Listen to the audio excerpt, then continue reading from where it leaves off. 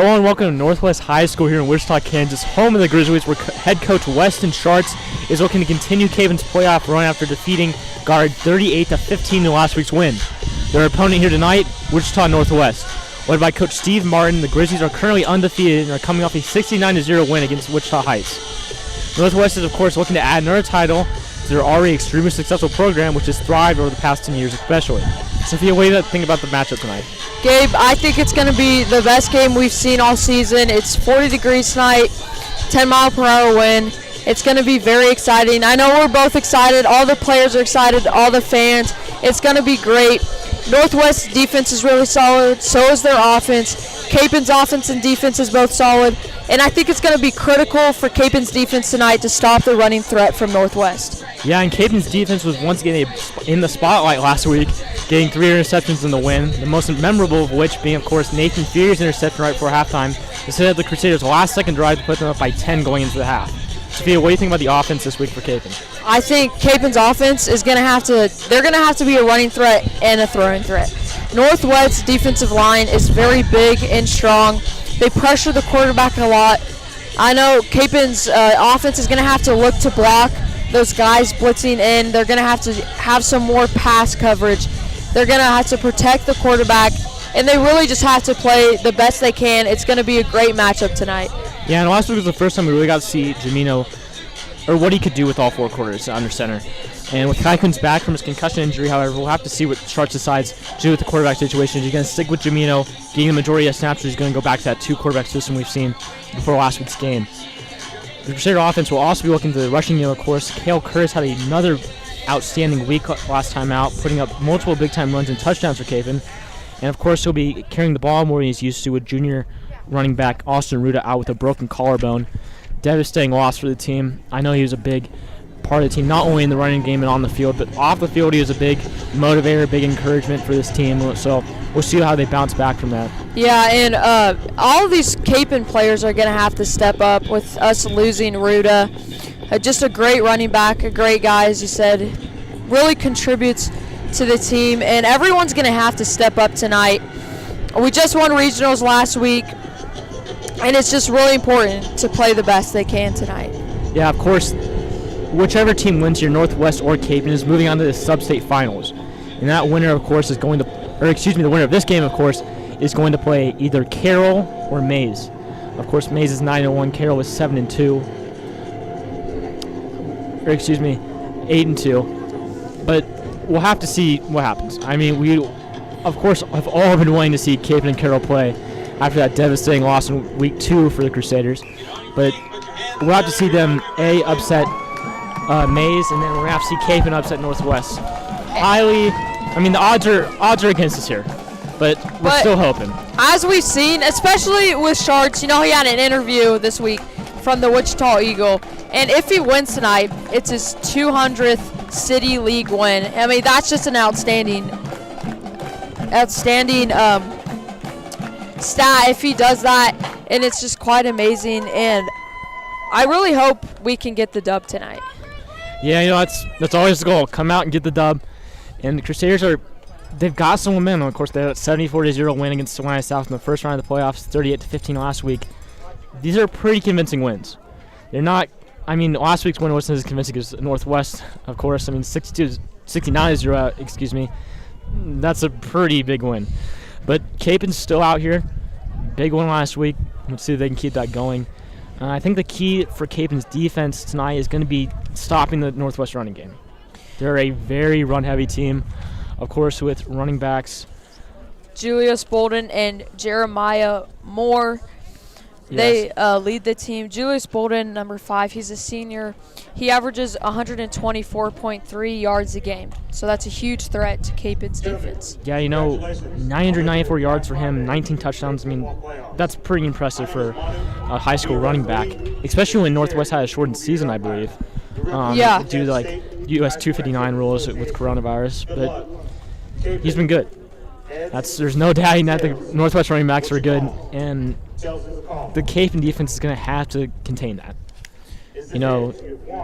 We have to keep them from getting to that second level of the defense. Our secondary is good, but not amazing on the run defense. But let's see what happens.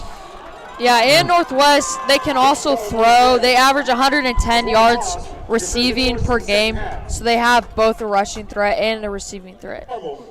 And, Mason Ross, of course, the quarterback for Northwest, he's been pretty good this year. He's, of course, more of a running type quarterback. He's a bigger guy, able to hit the holes up the middle for a couple yards each time. But we're going to have to see what he can do in the passing game as well if they want to win over Capen. And, again, let's talk about the Capen offense. Andrew Jamino continuing his fabulous season. He, of course, does have 500 rushing yards and 500 passing yards, which is pretty impressive. 1,000 yards total passing rushing. That's kind of impressive. He's also the team leader in all-purpose yards with 720. Kale Curtis, of course, being in second place with 666 all-purpose yards. Kale Curtis, again, big impact tonight, or he's looking at a big impact tonight as he has averaged almost 69 yards per game. Has had 12 touchdowns this season. And last game yards he had 3 touchdowns. Pretty impressive game. I mean, he's just shown out every game. It's been really impressive for Kale Curtis. As Northwest is looking to kick off to Capen as they defer to the second half, so Capen will have the ball first. So let's see what they can do. This is a deep kick, fielded and brought back into the end zone as referee signals touchback, which will give Capen a 1st and 10 at their own 20-yard line. So, Capen's first time out here, looking to make a statement. Here we go, Gabe. And Capen, of course, is known for kind of that rush a couple times, look to the air for a big gain. Let's see if Sharks and the Capen offense will continue with that or what's going to happen.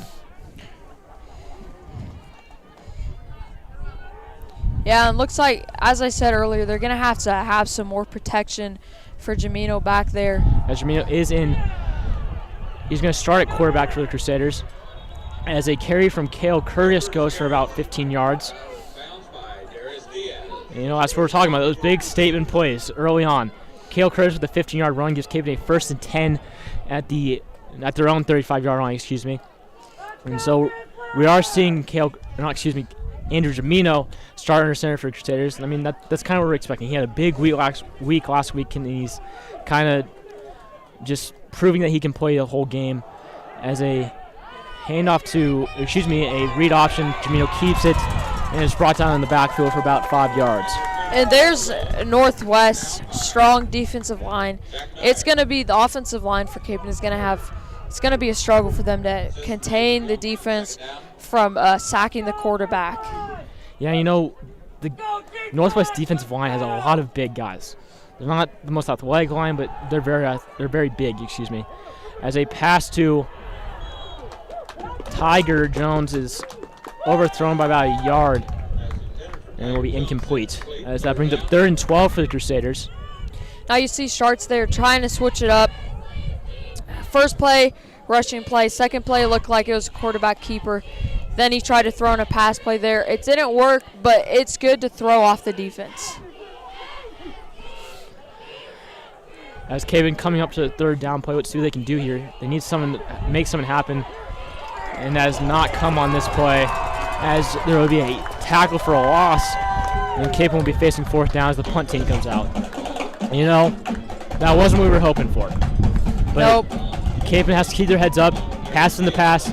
Isaac Smith's now on the punt for Capen. He's been one of the biggest bright spots for Capen so far. His kicking game and his punting game have been phenomenal so far this season. We'll see if he can continue that with this punt. And lining up at his own 29-yard line, we'll see what he can do. Capen's defense is going to be crucial here to stop Northwest. As this is a short punt that will bounce to about the 42-yard line of Northwest before going out of bounds. So we'll see where the referee spots it, but Northwest is going to have 1st and 10 around their 41-yard line, 42-yard line. I know this defense, they're ready to go. These guys have been hype all week. And they just want to hit someone. They want to stop the ball and get it going. As is a quarterback keeper for Northwest that goes for about 8 yards.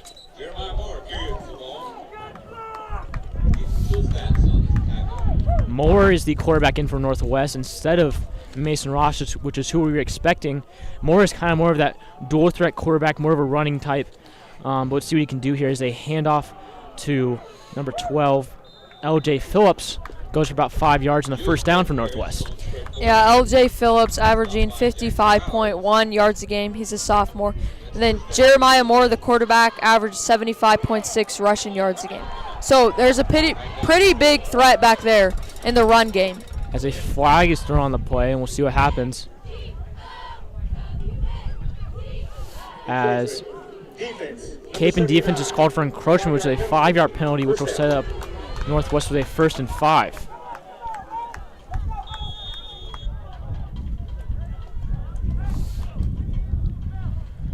As what looks like a quarterback keeper goes for about 3 yards on the play. Moore's still in at quarterback, of course. Besides the penalty, Capen's defense has been doing a pretty good job of containing, not letting any big runs happen so far. And that's what we need to do. I mean, these small gains, they're going to happen. But we just have to keep the running backs from coming into the second level. As it looks like Mason Ross is back in a quarterback for the Grizzlies and is tackled at the line of scrimmage for no gain on the play. That brings up 3rd and 2 for the Grizzlies at the Capen 38-yard line. Or excuse me, 3rd and 3. Now, Mason Ross, he's a big dude, 6'3", 230 pounds. He's more of the passing threat for this Northwest team. As it looks like he's going to be taken out of the game once again for Moore, who takes a snap, fakes the handoff, and keeps for himself up the middle. And is tackled for about a gain of 2. Let's see if the first down is given. It is not, so Northwest have 4th and inches, it looks like. This is a big play for the Capen defense. So they can get a stop here. Now set up the Capen offense to get maybe a statement touchdown and keep it even. As a handoff to Moore is tackled for a loss. Nathan Fury, the sophomore, coming in from that middle linebacker spot to make the stop, which gives Capen the ball back. Score still 0-0 with 8:41 left to go in the first quarter. That was a big statement for the Capen defense. That's exactly what we're talking about. They have to keep the run game contained. And, that might lead to Northwest turning to the pass game, which Capen's been pretty good against. I mean, Goddard and South, they're both passing teams, and we have seen how that went for both of them. Yeah, Capen's secondary is really good on helping the defensive line out. As a handoff to Doug Bates goes for about 4 yards on the carry, as that will bring up 2nd and 6. Doug just plowing through those Grizzly defenders. Ball placed at the 42-yard line as Jamino comes down the pistol formation, it looks like, with one receiver on the far sideline. As a read option goes to Andrew Jamino, who fights forward for about a gain of 3 on the play. Gabe, I think here, Northwest, they're athletic, they're strong, fast, but I think Capen might have them on the edge of playing smart. They're better at trick plays, being able to make those reads to gain the yards they need.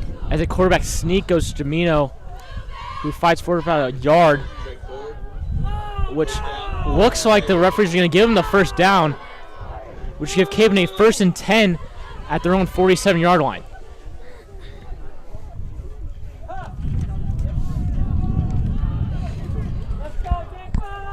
Capen marching up the field pretty well here as Jamino takes a snap once again, toss to Cale Curtis to the far sideline, gets that edge. Big gain on the play and pushed out of bounds at around the 30-yard line of Northwest. Big play there for the Capen running game. I was smart by Cale there. He could have tried to cut back in, but there's 4 Northwest defenders there, so smart of him to just take it out of bounds. He already gained 15, 20 yards. It was a good run play. And I think that's what we're going to see a lot from this Capen offense. I think we're going to try to get the runners and maybe even the receivers out in the space and see what they can do against maybe those one-on-one matchups. As Jamino keeps for himself for about a gain of 1 on the play. Brings up 2nd and 9 at the Northwest 30-yard line.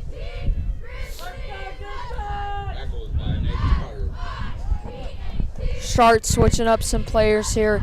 Ethan Stolzotz on this near side. Tiger Jones on the far side. Looks like Cale Curtis is still in the backfield with Jamino, who looks to this near sideline. Caught by Ethan Stolzotz. Touchdown! 30-yard passing touchdown connection from Andrew Jamino and Ethan Stolzotz. Big statement drive for Capen. Ethan Stolzotz right there. This is exactly what we need. The offense kind of stalled out in that first drive, but then a big defensive drive for Capon, that stop on 4th down. And then this huge touchdown drive for Capon that puts us up 6-0. And it looks like Kai Coons will be holding for Capon with Austin, of course, out with that collarbone. Isaac Smith's on the kick. And Gabe, earlier this week, Ethan Stoltzos just received an offer from Northeastern State University. That's pretty exciting. It's pretty good D2. That'll be exciting for him, as that would be Isaac Smith's first missed extra point on the season. Hits the left post and doesn't quite get in there, but the score still stands 6-0. That's pretty good. That's what we wanted out of that drive from the offense. We'll see what they can do on defense. I will say, but the wind got a little bit of a hold of the ball there. Gabe, we're blocked, but as you see on the field, the wind is blowing south, so got a hold of that ball. Yeah, just talking about that last offensive drive, I think that's what we're going to see a lot of. I know we kind of mentioned that Sharks' offense kind of relies on that run a couple times, look for like a big play, maybe a toss play to the outside, or even a look down the middle like Ethan Stoltzos just caught that touchdown. And also, the offense was playing ready to go. They just kept going, keeping the defense on their toes. Defense didn't know what to expect. Sharks does a great job of that. As you said, changing it up, and it's just crucial for this game. As Isaac Smith's now on the kickoff for Capon. He can't get in his head too much after that extra point. Let's see what he can do here. He, of course, does have 20 touchbacks on the year, and he's actually 33% with a touchback to kickoff ratio, which is pretty good. I mean, yeah, 33% of his time out, he gets a touchback. As this is another deep kick, fielded around the 6-yard line. Returner goes up the middle, makes a few man miss, one man to beat, and it looks like Northwest is going to get a kickoff return touchdown to tie the game back up. Northwest fans going crazy. As you can probably hear them through our mics, as me and Sophia are actually sitting in the Northwest fan section tonight. Of course, that's our luck, Gabe. But, that wasn't quite what Capon wanted to do on that kickoff. No. But here we go. And it looks like Northwest is going to line up for the extra point here. Score as it stands 6-6. We'll see if Northwest can take the lead. But, again, pass in the past. Capon can't focus on that. As that extra point gives Northwest the lead 7-6 with 6:30 left to play in this first quarter. Northwest is like Capon in the aspect that when something goes wrong, either the special teams, the defense, the offense has the other to back them up. And so they'll do whatever they can to get even. And they're fighters like Capon is. So that's why this game is super exciting, and it's just a huge matchup. Yeah, this is probably Capon's best opponent they've had all season. Oh, for sure. Of course, we actually did play Northwest in the playoffs last year. I didn't go too well for us in that blowout loss, but here we are again. We know that Northwest just scored off a kickoff, which usually can swing momentum in your favor, but Capon's very good about not getting too down. I mean, we've seen other teams like Goddard and Hayes, which are good teams, but when Capon played them, they kind of spiraled downward, got down on themselves, and just it didn't quite end well for them. And I think that's what Capon's going to try not to do here. Yeah, they're especially just going to try not to spiral out of control. Last week against Goddard, there was a phase in the second quarter where Capon was still up, but Goddard got some momentum, and they got it together. Jamino had an interception that kind of turned things around. Same with Fury. And, they really have each other's back to keep things on their side. Yeah, that might be vital for Capon in this rest of this game, as it looks like Kale Curse has the kickoff. Andrew Jamino on that return. Brings it out to about the 23-yard line of Capon for 1st and 10. Looks like Kai Coons is making a show tonight. Sharks putting him in as quarterback. And, I think that we're going to see Kai maybe get put in, kind of like, you just change it up a little bit, throw the defense off a little bit more. Kai doesn't have as much film as Andrew, so maybe he's just trying to catch the defense off guard here. As Kai Coons takes the snap, fakes the handoff to Kale Curtis and goes up the middle for about a gain of 1 on the play, looks like. Kai's one of those quarterbacks. He looks to run a lot, which is good, but it's really tough against this Northwest defense. As we saw in the last drive, Jamino, he tried to have a few quarterback sneaks, didn't turn out so well, so it's going to be crucial to either hand it off or pass. As Kai Coons takes the snap once again and passes to Will Antio, who makes the catch and gets out of bounds for bagging at 4 on the play. So that will bring up what looks like 3rd and 4 for Capon. Antio leading the team in receiving yards, averages 41.6 yards a game. He's a big target and easy to get to. And, of course, he's leading the team in receiving yards and has kind of turned into a leader on this team. As Tiger Jones makes an amazing catch at around the 51-yard line of Northwest. Big play for Tiger Jones here. Again, these momentum shifting plays are going to be vital for Capon. We kind of want, of course, we always want more of those on our side than their side, but just capitalizing on these big chunk plays is going to be vital for Capon so far.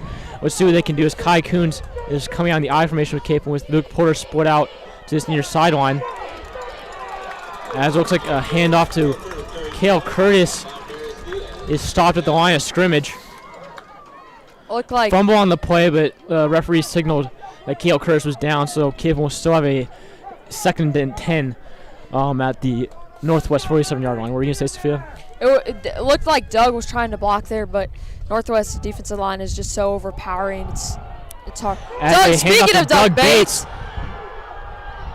who fights, breaks a tackle and gets about the 22-yard line of Northwest for another Capon first down. Another one of those momentum plays Gabe Capon's looking for tonight. Capon now inside the red zone. Let's see what they can do. As Kai once again coming out in this pistol formation, it looks like. As Luke Porter once again split off to his near sideline. As a handoff to Cale Curtis, it looks like goes for about a gain of 1 on the play. This is going to be a rough game, not only in the aspect that both teams are good, but both teams hit really hard, especially Northwest defense. So some of these players are going to get banged up tonight. As Capon now has a 2nd and 7, as Kai Coons is running around the backfield trying to make something happen. And it looks like he fumbled as he was hit, which gives Northwest back the ball inside their own 20 for a 1st and 10.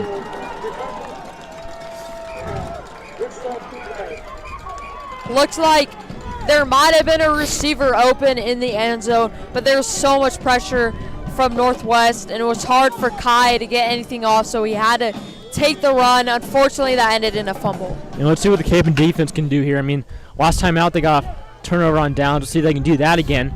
Of course, that would be ideal as Northwest comes out, and it looks like Moore is going to be back in at quarterback for Northwest. Massive hit. As the handoff to Bolden goes for a big loss. Brandon Burr there on the hit. Looks like Brandon Burr got a loss, or it caused a loss of about 6. So Northwest will have a 2nd and 16 at their own 11-yard line. Which, fun fact, Gabe, Coach Burr was telling me today at school, Brandon used to go to daycare here at Northwest. Oh, really? Yeah, long time ago, but interesting to see how schools can come back to each other, how players are connected to schools. As it looks like Moore makes a man miss and gets about a gain of 25 on the play. 22, which brings Northwest out to their 33-yard line for 1st and 10.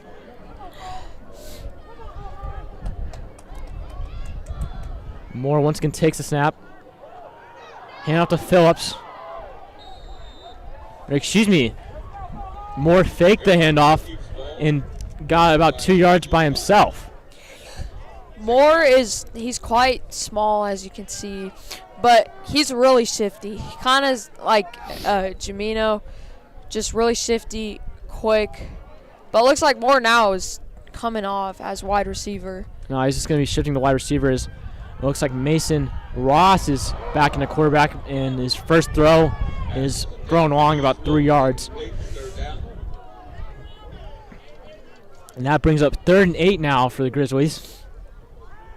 Northwest also has a 2-quarterback system, but their difference in quarterbacks is a little more drastic than Capon's. Coons and Jamino are very similar. They can do both, but here we see Ross is looking to pass.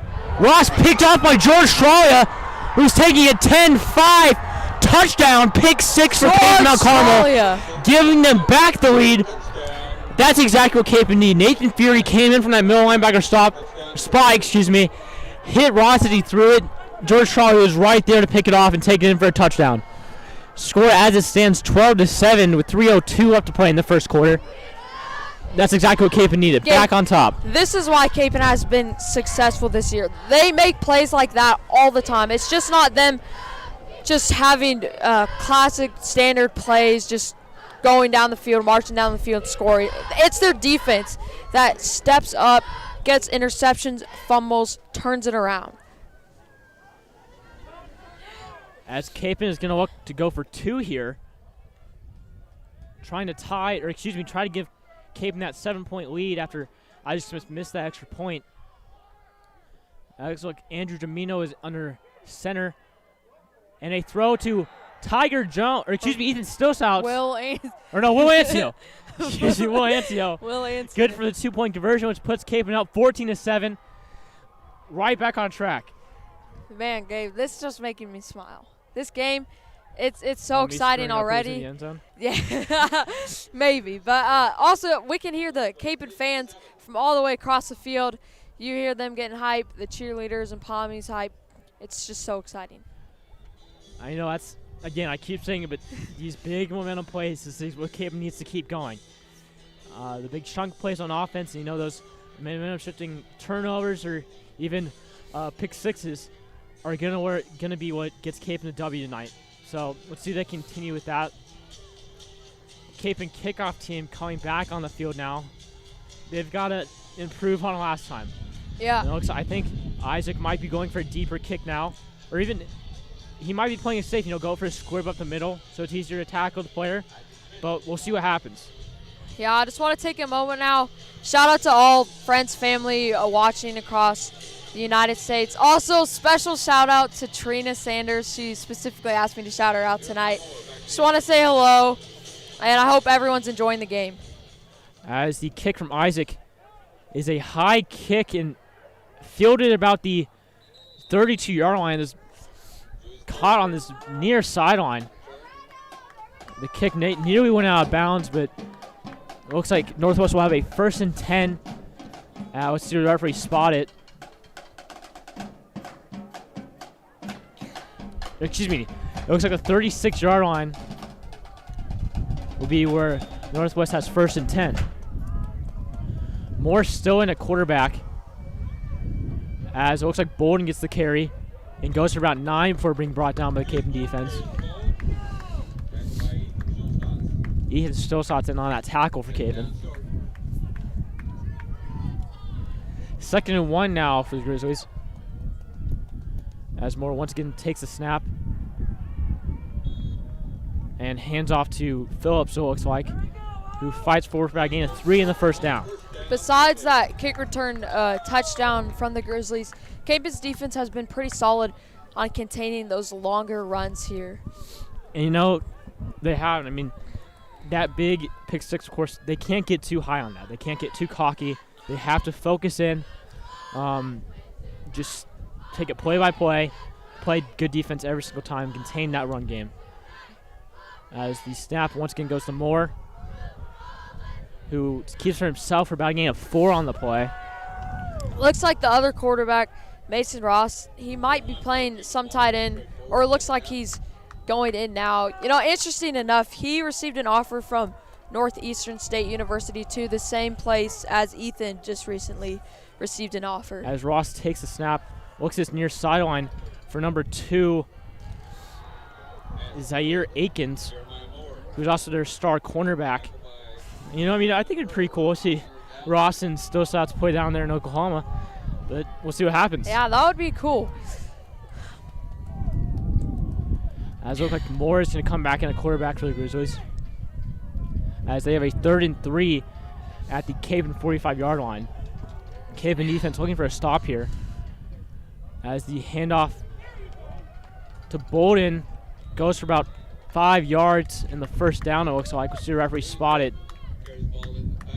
Referee signals to move the chain, so Northwest are a 1st and 10 at the Cape and 41-yard line. Looks like the run game is working really well for the Grizzlies here. Slowly but surely, well, not on this play, but they were making progress down the field. Bolden brought down the backfield by Nathan Fury for a loss of 3 on the play, it looks like. 2nd and 13 now for the Grizzlies at the Cape and 44-yard line. Moore once again takes a snap, hands off to Phillips, who's brought down at around the original line of scrimmage, and it looks like Northwest is going to have a 3rd and 11. Capen's defense playing really solid right now, have a lot of energy, and they're doing well containing Northwest. And it'll be 3rd and 12 for the Grizzlies. As Moore once again, now Ross in the quarterback with Moore to his side. As Ross takes a snap, looks to pass, looks at his near sideline, and overthrows his target by about 5 yards, which brings up 4th and 12 for the Grizzlies. With 8 seconds left to go in the first quarter.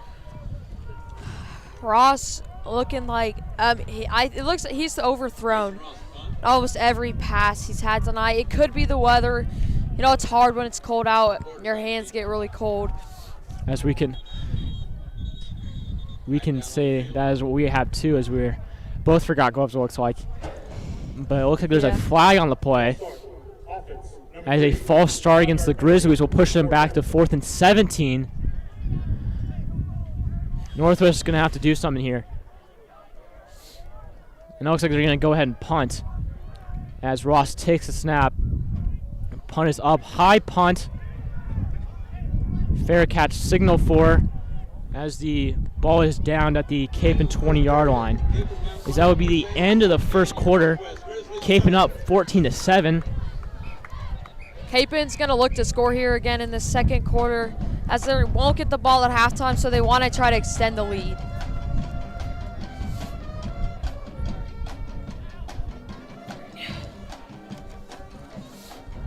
So, real quick, we're going to give you an announcement from KSHSAA. At every sporting event, officials are present to ensure that the game will run smoothly. However, those people often go unrecognized. Saying thank you or even something as simple as good game ref can show these wonderful men and women how appreciated they truly are. Kyla Blosser, a senior at Council Grove High School, asks that you remember to thank your officials at your next sporting event.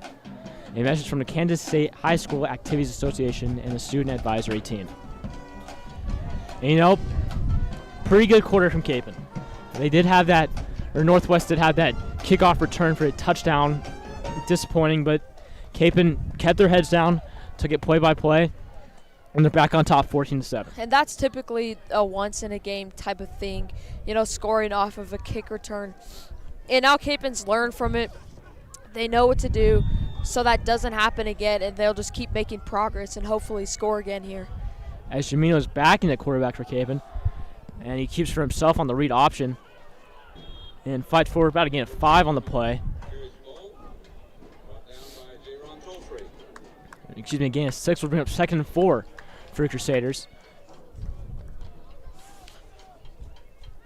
Sharks having his typical formation here with one near receiver. As a run to Bates goes for about 6 yards on the first down.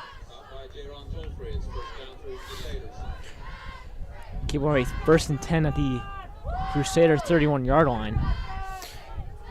Capen's realized they need to utilize Bates in this situation against Northwest. And, you know, I think we're going to see, as Cale Curtis gets a run to the outside and is pushed out of bounds after about a gain of 9. But, you know, I think we're going to see Capen go a lot more as a run game here. You know, kind of milk that clock a little bit, to kind of take this chip away at the time, because Capen's just looking to hold on to their lead here. Yeah, and using both Bates and Curtis, the defense, it throws them off because Bates is more of a power guy as he has the ball here. As Bates does get the carry and fights forward about 3 yards, and referee signals for first down, which will bring Capen on a 1st and 10 at their own 39-yard line now.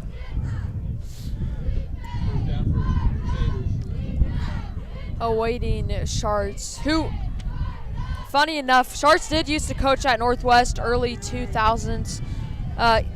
Very successful coach wherever he goes. He's able to turn a program around, and as you've seen since then, Northwest has made multiple good playoff runs. As a handoff to Doug Bates, as he breaks a few tackles and fights forward for a gain of 10. There will not be a first down, however, as Cape will have 2nd and 1, it looks like. Bates there using his strength. I know he trains a lot, especially with the weights coach, Coach Daniels, and he's just a strong guy. As Jamino once again gets a snap, hands off to Cale Curtis, who fights forward by again at 8 on the play. Cale Curtis carries, stopped by Nathan Hale. Now running here, Gabe, it's critical for the running backs, quarterbacks, whoever has the ball to hold on to it, because you never know when it can get knocked loose. And you don't want to turn away a momentum drive because of a fumble. And here's Jamino handing off to Bates once again up the middle. Back again, a 4 on the play.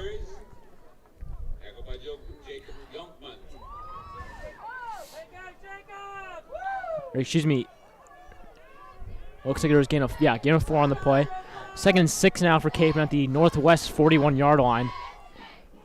As a toss to Cale Curtis is brought down after back gain of 3. That's one of those plays they used a lot last game. Fake the handoff to the tailback, pitch it straight back right there. Curtis got it, and just shoot the gap right up the middle. Tiger Jones now in on this near sideline. It looks like Cale Curtis will be subbed out for Cole Huff, I believe. For Cole Huff, the senior.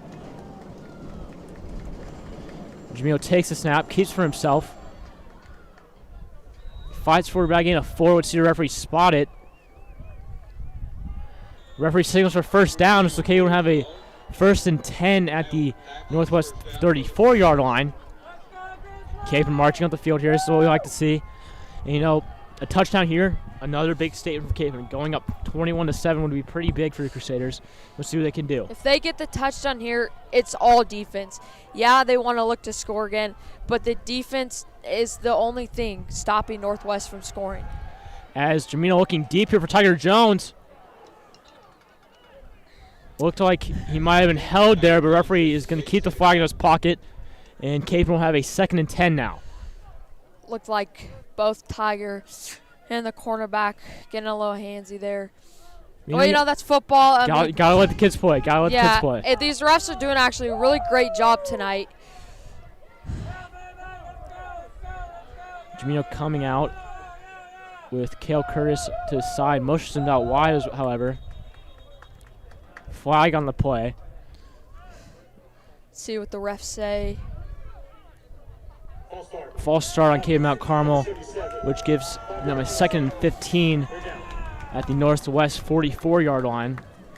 Hey, Gabe, that happened quite a few times last game against Goddard. False starts.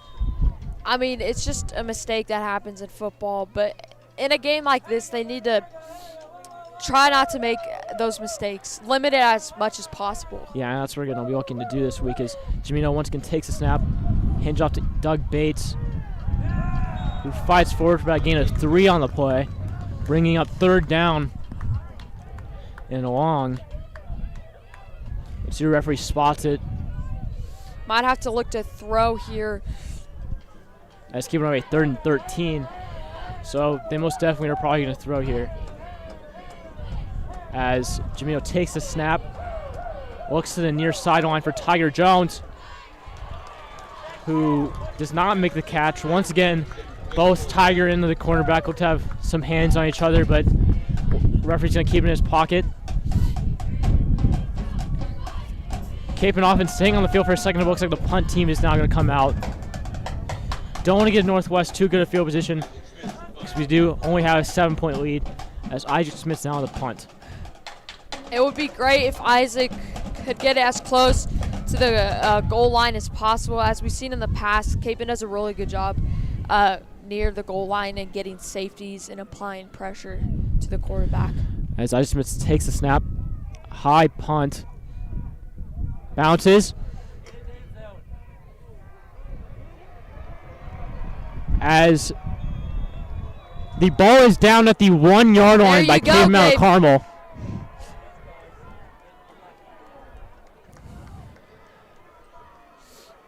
Amazing job by the Cape and punt team to pin Northwest to their own 1 yard line. Let's see what the Cape and defense can do. You know, I don't know if we want to expect a safety out of this because their offensive line is humongous compared to the offense that Cape has.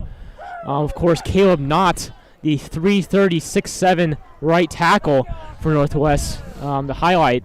Yeah. Absolute beast. I mean, big dude, powerful guy. Number 75 is just a monster out there. And that's kind of why you see a lot of Northwest runs go to the right as they line up here, 1st and 10. Trying to get Cape in a jump off sides there. Not working too well. As Moore is brought down to about a gain of 1, it looks like. Let's go, Grizzlies, let's go! Jeremiah Moore carries. Or excuse me, a gain of 2 on the play, which brings up 2nd and 8 for the Grizzlies. Looks like Ross is back in the quarterback. Flag on the play. Looks to be a false start, which will pin Northwest back inside their 2 yard line, I believe, with the ball being placed half the distance to the goal line. Yeah, it looks like you're right, Gabe. Offense, number 3.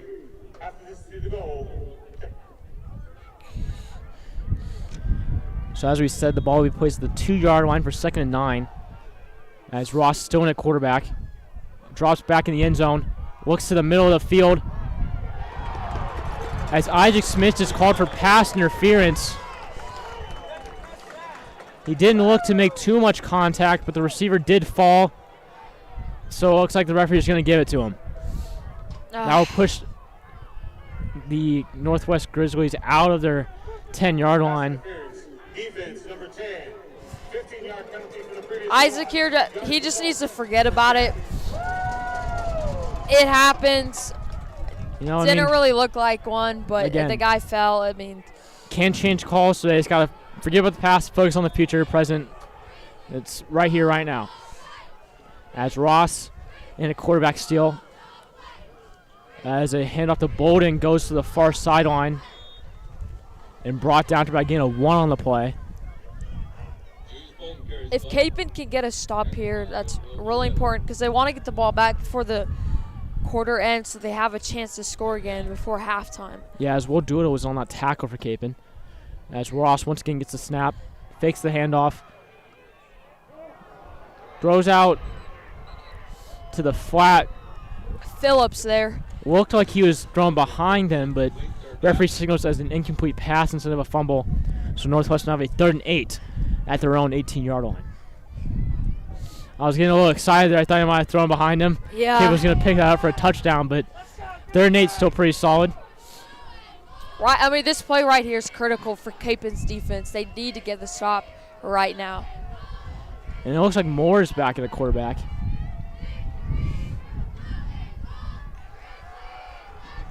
Or excuse me, it's still Ross as he rolls out to the near sideline and just throws it away.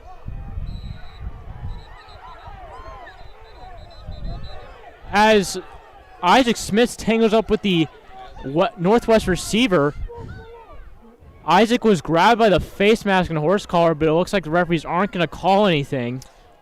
They're talking about it, discussing now.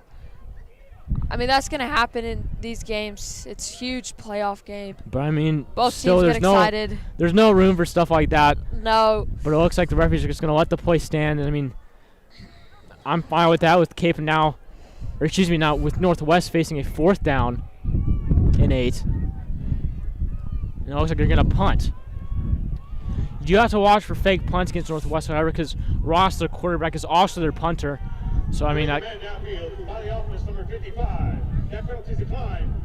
excuse me, there is a penalty on the play. An Eagle man downfield, which, of course, is declined by Capon, which will bring up 4th and 8 for the Grizzlies as they look to punt. Luke Porter, of course, back deep to return for Capon. as the punt is up. High punt once again. Wood Porter signals for a fair catch. Kick is muffed Let's see if and fallen on by Ethan Stillstotts, it looks like. Or excuse me, yes, Luke. Ethan Stillstotts there to fall on the ball. So Kapaun will still have 1st and 10 at the northwest 40-yard line. close one there. As it said, it's cold out right now, so it's hard to catch. And you know that northwest gunner kind of came off like he was going to hit him, so Luke might have gotten spooked there a little bit, but it's okay. Ethan Stillstotts there to fall on it as Jamino once again in at quarterback. And a handoff to Doug Bates goes for no gain. As Kapaun have a 2nd and 10 now. Tried to run a quick little trap play there. Didn't work. That's all right. And you know, with 6 minutes, or roughly 6 minutes left to go in the first half, Kapaun's kind of, trying to get one more score for halftime, going to half with a bigger lead than they already have. As Jamino stumbles after the snap and is brought down for about a loss of 1. So Kapaun now have a 3rd and 11. Let's see what the boys can do. Yeah, looking to get something going here. Of course, 4th and out, not really what we all can do here, but we'll see what Jamino and the offense can do here. As Jamino hands off to Kale Curtis, who fumbles, and then is brought down in the backfield for a loss of 2. Bringing it up 4th down for the Crusaders, and Isaac Smith to the punt team will now come on. Now, Kapaun is still up 14-7. I mean, they're in a fine position. Yes, they were looking to score there. Didn't happen. It's all right, but their defense will pick them up. As Isaac Smith takes the high snap and punts it away. A nice bounce puts it inside the northwest 10. At the 6, it looks like.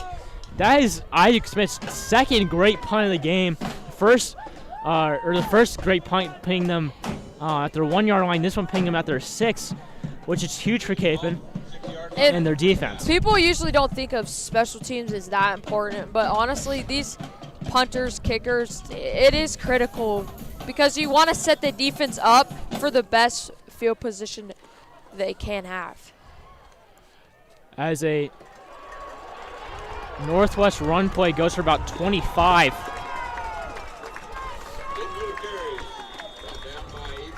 And that's what Kapaun can't allow. And their running backs are very versatile players, and if they get to the 2nd level, they're very dangerous. So that's why the Kapaun defensive line and linebacking core have to be careful when they put runs like that against them.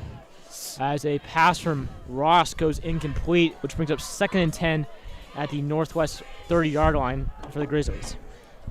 Trying to do a quick little screen pass there. Didn't work out. As Ross drops back once again. It looks like Nathan Fury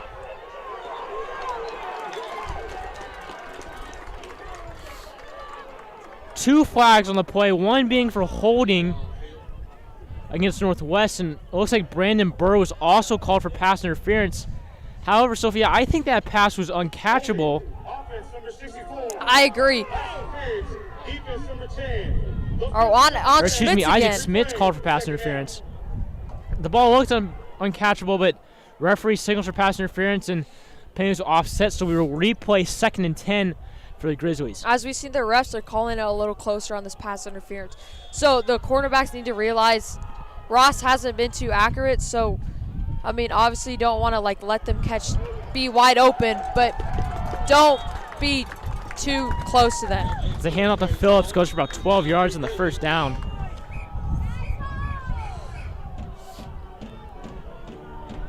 As Northwest puts in Moore now at quarterback, who takes a snap and keeps for himself. And is brought down after about a gain of 3. Northwest moving quick here. Kapaun's defense needs to step it up. They do not want Northwest to score. Yes, as I was incorrect, it is 2nd and 5 now for Northwest. As Bolden breaks into the 2nd level, gets a break, And a shoelace tackle made by Isaac Smith saves the touchdown. As you said, Gabe, once they get to that second layer, they're basically gone. Luckily, Schmidt sprinted across the field, was able to get that tackle, but they're in pretty good position to score. I mean, that was just a heads-up play by Isaac Smith, you know, save the touchdown. Let's see what Capon can do.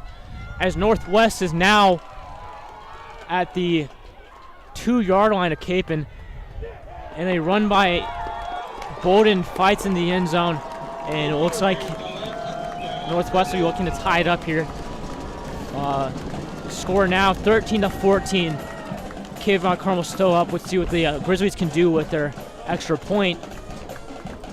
Grizzlies did miss an extra point last week against Heights, so let's see what happens. Actually, they missed 2, as a matter of fact, so let's see what happens here.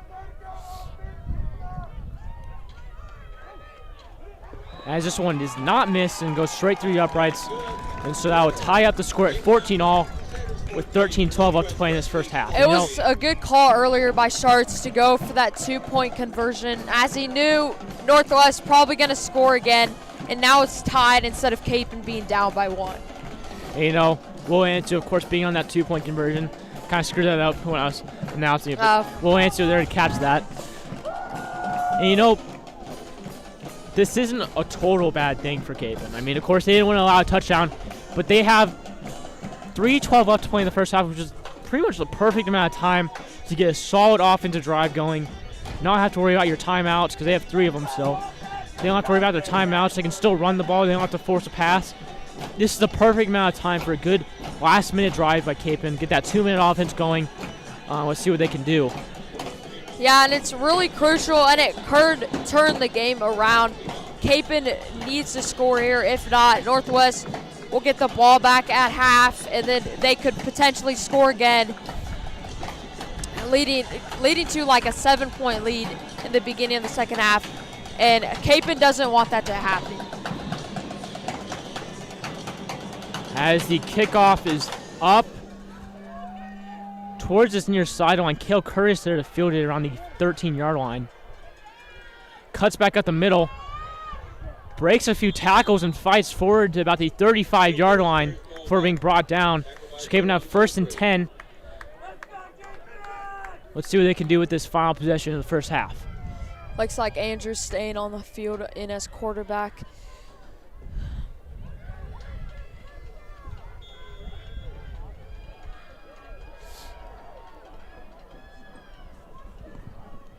Same formation as we're used to. As the handoff to Cale Curtis goes to that far sideline. And it's brought down to about gain of 6 on the play. This is a good matchup, Gabe. Both teams going back-to-back scoring. It's so far been a really solid football game. As this handoff to Cale does not go as far, it will be a loss of 1. Bringing up 3rd and about 5 as Capon is at the 40-yard line on their own side of the field, excuse me. Capon awaiting the call from Sharts.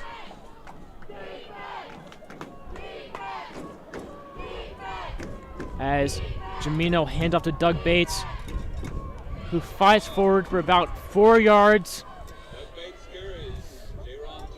And referee signals that is not a first down. 4th and inches for the Crusaders, which to see what they decide to do.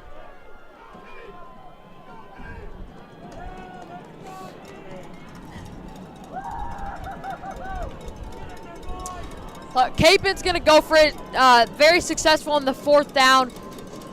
They got him in They a jump outside. This gives them the first down. Let's go. Exactly what Capon needed. There was 1:46 left to play in the first half. That's exactly what they need. You know, maybe that'll kickstart the offense, and maybe just see what they can do with these 1:46 left to play. And we'd like to bring an update, or excuse me, Sophia's looking to bring an update to us for about the the Carroll Mays game, which of course is who the winner of this game would go on to play. See if they have a live update. As Cale Curtis brought down in the backfield for a loss of 1. As they'll bring up 2nd and 11 for Capon at their own 48-yard line. Still looking on that update. As Capon coming on the I formation with one receiver out to his near sideline. As Jamino drops back under pressure. Looks to get back to the line of scrimmage for 3rd down. Under a minute left to play here. And Capon facing a 3rd and 11. Capon needs to go for it here. Henry Thingwell being subbed out for Tiger Jones. As Capon's going to have one receiver on either side and Kale Curtis on Jamino's side. Tiger Jones making a beautiful catch. With the catch. For the 1st down after a gain of about 14. And it looks like Capon's going to take a timeout here to regroup. That is their first of the half, so they have 2 remaining. 30 seconds left to play here. You see Andrews and Tigers connection there. They've been playing together since they've been in 4th grade. Flag football, tackle football. They just have really good chemistry, and they've worked together for many years. And so now we're getting into the field goal range. We're at the 34, which isn't quite out in Isaac Smith's range. We'd like to get inside of 30. And so Capon doesn't necessarily need to look for a touchdown here. If you get a couple run plays, get inside of 30, and then kick a field goal, because, I mean, that's still good. But we'll see what they can do here as Capon offense coming out once again. Yeah, I mean, of course, looking to get the touchdown, but you're right. We have a really good kicker, Isaac Schmitz, so if we need to take that field goal, Sharts is more than confident in Schmitz for doing that. As Jamino motions Kale Curtis out wide, looks down the middle for Will Ancio, and is picked off inside the 10 as number 20 for Northwest breaks a few tackles and is finally brought down at Northwest's own 43-yard line. 16 seconds left to play in the first half. So not what Capon was looking for. Not what Capon was looking for there. However, Northwest isn't going to be able to do much here. So Capon looking to just head into halftime with the score tied up 14-14. They just need to prevent the touchdown or even a big gain here. I mean, as long as Capon keeps Northwest from scoring, they'll be good. And I think that's what they're looking to do here. As a pass is caught and good for about 40 yards. Coleman on that reception for Northwest, which brings them inside the Capon 30-yard line. 9 seconds left to play here. And it looks like Northwest is going to be looking to kick a field goal. They have their first time out of the half. They have 2 remaining. And so they might, run the ball one more time and then line up for a field goal. Their kicker is also amazing, almost as good as Isaac Smith's, arguably better, but I still think Isaac Smith has more power and accuracy than he does. Oh, for sure. It's obviously that wasn't a good turn of events for Capon, but if they could just stop it here, they should be fine. I mean, it's tied right now. Capon the defense has to step up right now. As Ross in a tight end, Moore in at quarterback. And Capon caught jumping outsides, which will be encroachment, and will push the Grizzlies 5 yards closer to the end zone. Encroachment. Defense number 52. Not good there for Capon. It happens, but it wasn't good for the defense at this time, at this critical moment. As Moore looks to the end zone. Pass is broken up by what looks to be Brandon Burr. Great defense there by the cornerback to break that up. 3 seconds left to play now as the kicking team for Northwest heads onto the field.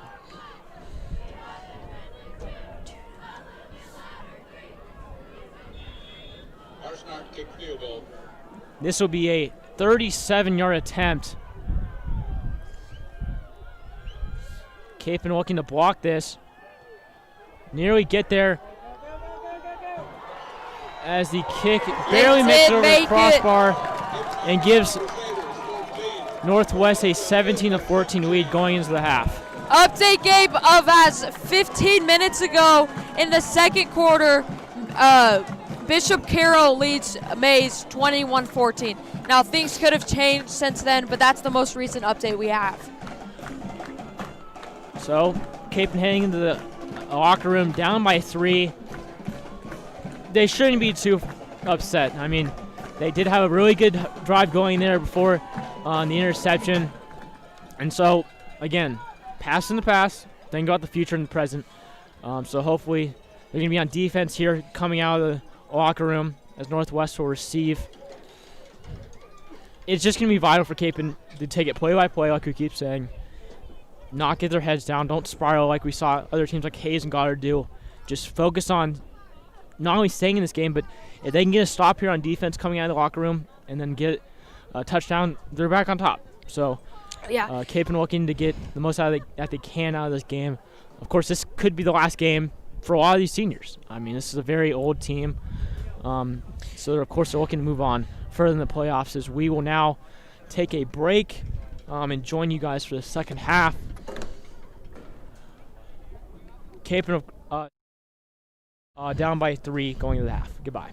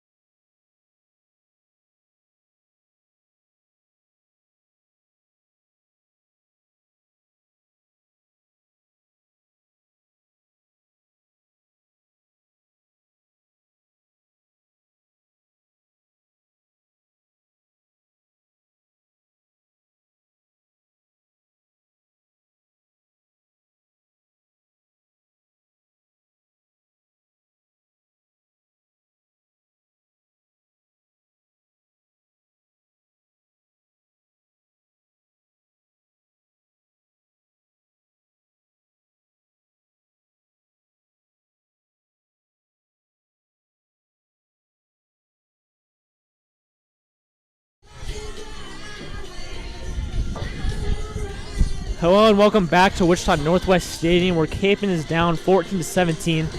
Northwest will receive the ball out of the half, and Capen's defense will need to make a statement here if they want to stay in this game. Sophia, what do you think is going on with the situation? I think this drive here can make or break the game. Capen has to get a stop. I mean, we've seen Northwest offense getting better every drive, utilizing their strengths and their talents. And so it's really important for Capen to get a stop. And when they do get that stop, they need to score and get the lead back. Yeah, and like you said, Capen's offense will also be needing to take this play-by-play, as we've said in the past, not focus on the first half, focus on the present and the future. And the team will be looking to their senior signal caller, of course, Andrew Jamino, to lead them out of this deficit. He hasn't had the best game so far, but he's sure had his bright spots. He's had multiple big connections. He has some pretty decent runs as well. And, I honestly think that Sharks going to resort back to that kind of read option, trap play, kind of run-focused offense. And so that's probably going to have to run through Andrew. I mean, to be honest, the game is kind of resting on his shoulders. He's going to be what makes or breaks Capen as we're going forward. Yeah, and I think the passing plays have really been important for Capen's offense. And I know Sharks doesn't run them that often, but when he does, and when Andrew makes that connection with the receiver, it's very important. It's a momentum swing, like every pass play that's complete, and it's critical for Capen's offense. Yeah, and just focusing on what Capen's strengths are. And that's not only in football, but in all sports. Focusing on what your strengths are and exposing the other team's weaknesses. That's kind of the goal here. Capen's running game, of course, going to be the focus. And then, like you said, those not read option, but play action plays are going to be vital for Capen going forward. And so, I think, at the beginning of the game, we saw Capen go back to their, kind of base offense where it's like the run, and then maybe a pass or like a toss to the outside, get a person in space for a big gain. And so I think that's what we're going to see a lot of going forward is Isaac Smith's on the kickoff for Capen. And this Capen team is led by an amazing coaching staff. Coach Sharts is the head, has turned this program. He, Coach Burr, and Coach Stevens used to coach at Northwest in the early 2000s. And Sharts also coached Coach Jay and Coach Geddes. So they played for Sharts. So this coaching staff, as the players do, have a lot of chemistry and they work really well together.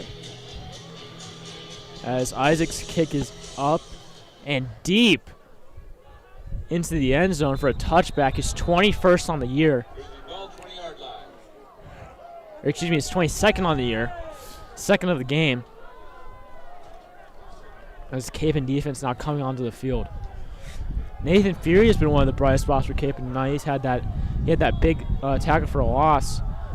He also had that big hit on the quarterback, which caused an interception by George Tralia, which was returned for a touchdown. And as Northwest comes out with a run to what looks like Bolton for about a gain of 5. Yeah, and Fury's one of those, he's a high IQ player in football, knows how to get to the quarterback to make that extra play. As Moore is brought down by multiple Capen defenders for a sack on the play, which brings up third and what looks like 12. See, that's one of those plays Capen's defense needed to make to, kind of get that momentum, get that energy, and hopefully stop Northwest here. Yeah, excuse me, that'll be 3rd and 14 for Northwest at their own 16-yard line. Northwest needing to get something going here as Ross under center now instead of Moore. Ross gets the snap, drops back, looks to the middle.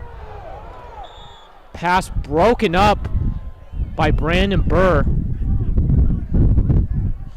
No, that was a good play by Brandon. Yeah, big hit there by Brandon, knocked the ball out, which brings up 4th and 14 for the Grizzlies. Ross back to punt. And Luke Porter on to return for Capen.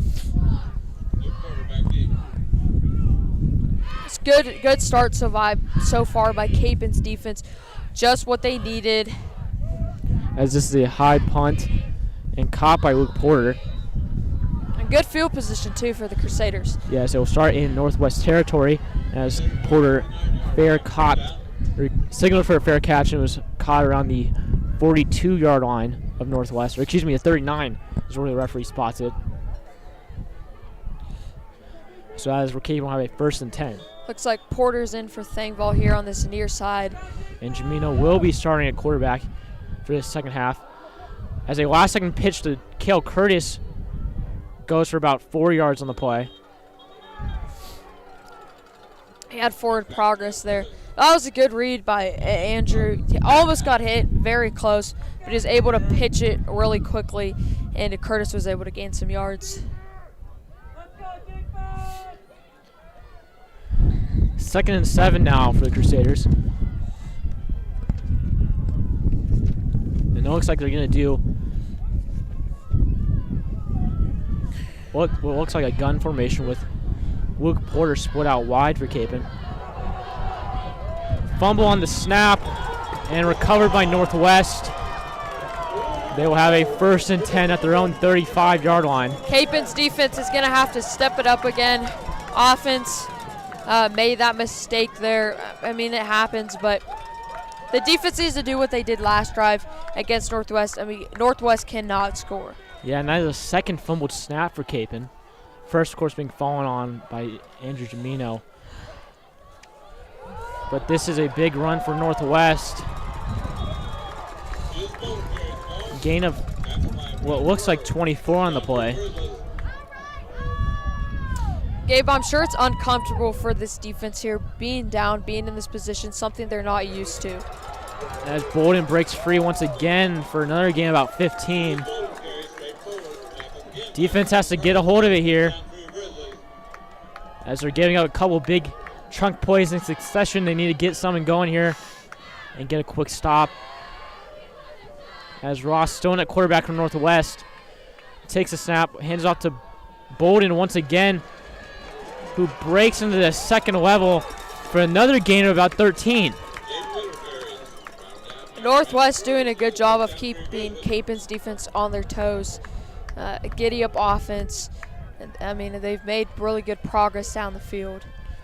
Ross hands off to Bolden once again, who goes up the middle and is quickly brought down this time for a short gain on the play.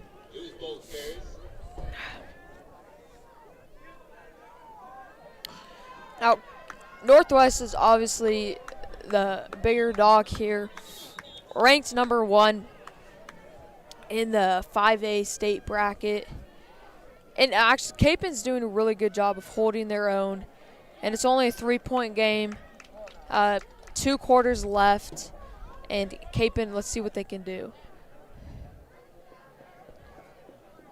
Looks like Jackson Powers limping off the field here. As we will take an injury timeout. And we will also take this opportunity to give a KSHSAA announcement once again. We seem to lose sight of academics when athletics is what we focus on for the majority of our time, says Joey Longstride, senior at Batesford Linwood High School in Batesford, Kansas. At the end of the day, there will be a time when all of the games and tournaments will come to an end, and academics are what will lead to jobs and bright futures for students outside of sports. And this is why they are the most important thing to keep track of. A message from the Kansas State High School Activities Association Student Advisory Team. As a run from Northwest goes for about 4 yards. They're just feeding the ball to Bolden here. He's basically marched down the field. It looks similar to Trail on Carroll's team when we played Carroll. As another handoff to Bolden goes for about 1 yard, which brings up 4th down and 2 for the Grizzlies. Capon needing to get a stop here if they want to prevent the Grizzlies from getting too far ahead in this game. Moore back into quarterback for the Grizzlies. And it looks like they're going to go for it. This is a big statement. This is a big part of the game. Very important. All out right on this play alone. As Tiger Jones is called for encroachment. It looks like it. Or excuse me. A false start called against Northwest, which pushes them back 5 yards for a 4th and 7. Now, Tiger's one of those guys that doesn't make those mistakes, so obviously he saw the offense move, so that's why he went ahead and made that step. Ross in a quarterback for the 4th down. Incomplete pass. Jamino there to break it up. Big play for the Capon defense, stopping Northwest offense from scoring. So the score will remain 17-14. Capon still down by 3, but looking good as they come back for 1st and 10 at their own 16-yard line. 7:49 left to play in this 3rd quarter. Capon's looking to make a statement here. I mean, they don't necessarily need a touchdown, but they definitely need a score. Yeah, looks like Kai Coons in as quarterback now. Healthy from his concussion. As the handoff to Cale Curtis goes for about a loss of 3 on the play. And, you know, we were questioning if Kai was going to get as many snaps as he usually did before his injury. But with Jamino kind of making a few mistakes in the first half and on the first drive in the second half, he's going to look to get some more snaps here. Yeah, and in the first half, Kai did a good job with his drive. They went ahead and scored. So hopefully Kai can do that again here. As Kai takes a snap. And it looks like the handoff went to Bates, who fought for about a gain of 5. 3rd and 8 now for the Crusaders. Might look to throw here. Change it up a little bit. Throw the defense off guard. As Kai takes a snap and looks to throw. Pass broken up, however, which leads to a 4th and 8 for the Crusaders. And it looks like the punt team will now come on. I think it's just a smart call by Sharks. Don't want to go for it and put Northwest in the same spot they left the field on. So Isaac Smith will now come on to punt.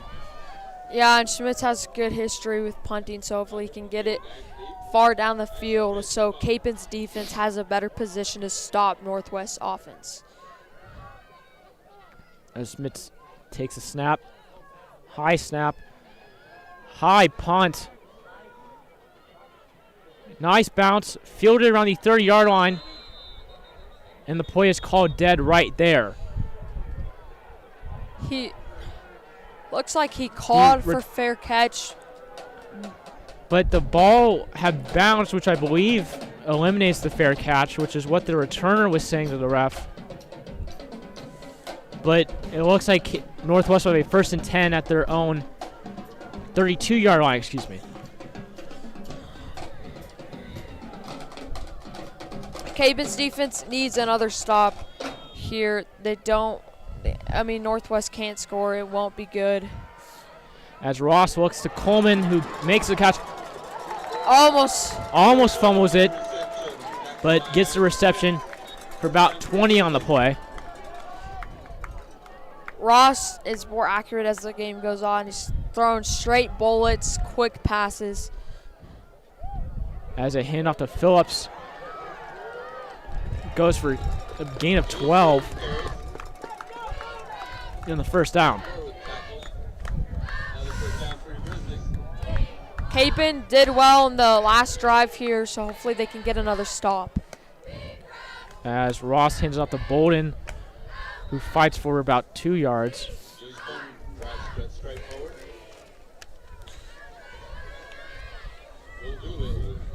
Will Doolittle and Keenan win on that tackle for Capon.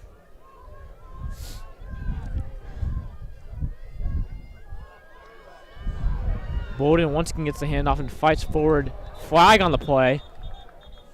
Let's see what the call is there. Bolden on that play used his change of speed to, read the defense. Then he was able to gain a few yards. Another flag thrown after the play was dead toward the Capon sideline. Let's see what the call is.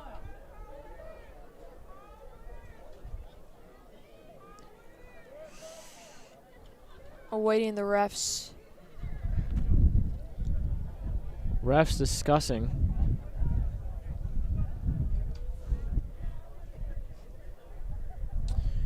It looked like a block in the back by Northwest. Offense number 60. 10-yard penalty for the spot of the foul. Dead ball. Unsportsmanlike conduct. Capon Mount Carmel's coaching staff. That 15-yard penalty will be enforced.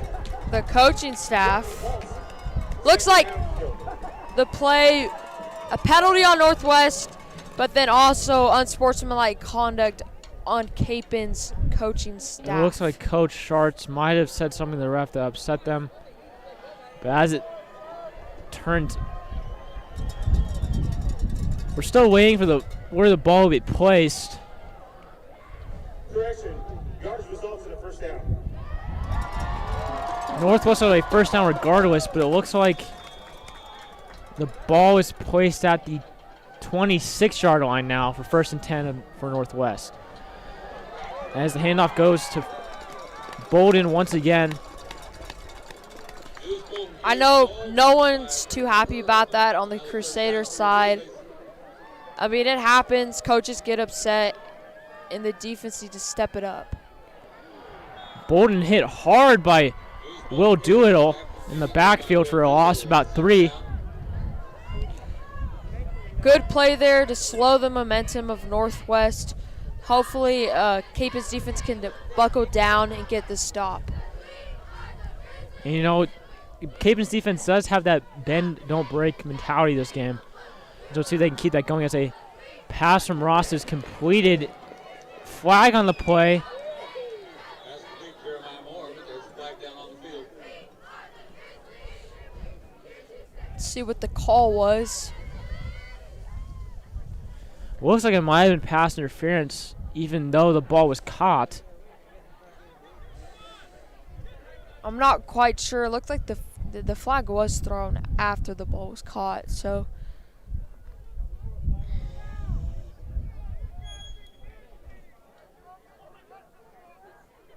let's see what he has to say. If he has anything to, yep, he is going to say something. Pass interference. Defense. After this is to the goal. The defense is called for pass interference, and that will be half the distance to the goal line. Don't know what the call or what they saw there. I don't know. Have to trust the refs with their play calls, especially in a playoff game. Looks like Ross is brought down the backfield on that play, resulting in about a loss of 4.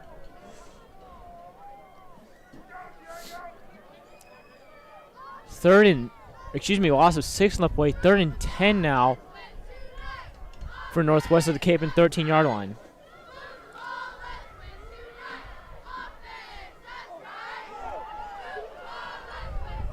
Northwest awaiting the play call from their sideline Looks like as they will take a timeout to regroup. Timeout. Wichita Northwest. So Timeout of that. it's not looking great for Capen, but if they can get a stop here, they're right back in it. Yeah, and even if Northwest does end up scoring, they get the ball back, of course.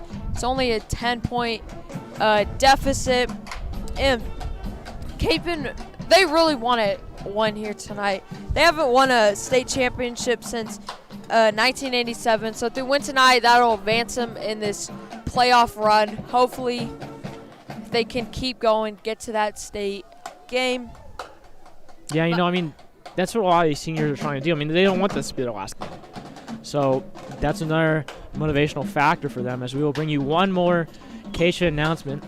Being a part of a team is something Mallory Cruiser, a recent graduate from Olp High School, takes great pride in. The feeling of being a part of a team is amazing because it creates unbreakable bonds between people. It teaches you to work well with others, and you know that if you ever need help, someone has your back. Get involved and become part of any type of team at your school. You'll make many memories, and friendships that will last you a lifetime. Let's see. Capen looks to bring him down after a short gain.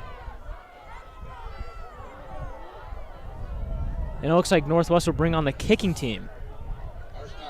Current update for the Mays Carroll game. At halftime, Mays scored a touchdown to tie Carroll 28-28. So I'm sure they've started the third quarter by now, but that's the most recent update we have. Is Akrit on to kick for Northwest. And his kick is good, which brings the score now 20-14, Northwest up by 6. 3:31 left to play in this third quarter. Gabe, that isn't all bad. Capon was able to keep Northwest to a field goal.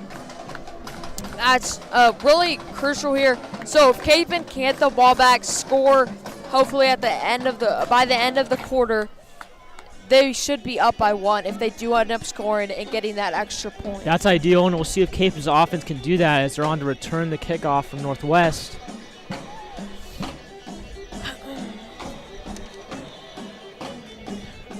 I'm sure these guys, these seniors especially, are ready to go. They want to get this lead back. They're not going to give up.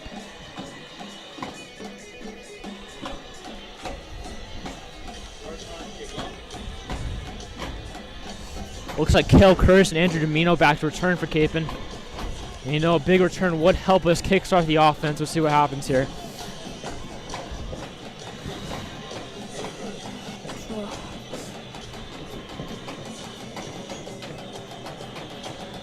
As the referee's signal comes, and the kick is up.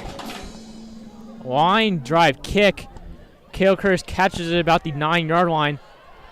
Takes it up the middle. Makes few men miss. And is finally brought down at the 42-yard line of Cape Mount Carmel. But that's exactly what we needed. Like I said, a big return to kickstart this offense. It looks like Andrew Jamino is going to stay on the field as quarterback. And So see what he can do as there is a Northwest player down. looks like maybe a cramp. As he is walking off by himself, so I think it's going to be a cramp and not anything more serious. Hopefully he's all right. As Caven comes down the I formation with one receiver out to his near sideline. As Jamino keeps for himself on the keeper play. Andrew Jamino. Tackled by A good read there by Jamino. He knew if he gave Bates the ball, would have just been stopped at the line of scrimmage, so he was able to gain 4 or 5 yards on that play. 3 or 4 yards on that play. Yeah, 2nd and 7 now for the Crusaders at the 50-yard line.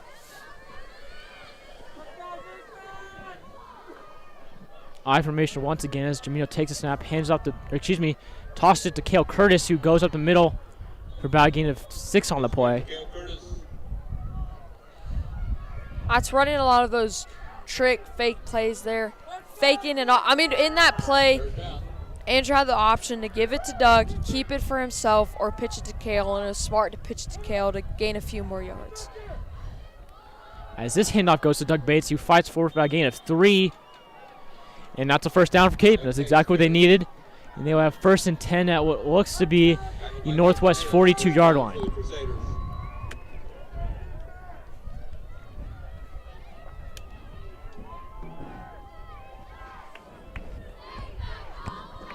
Crusaders changing up the formation a little bit here as a handoff goes to Kale Curtis up the middle for a good gain of about 6 yards.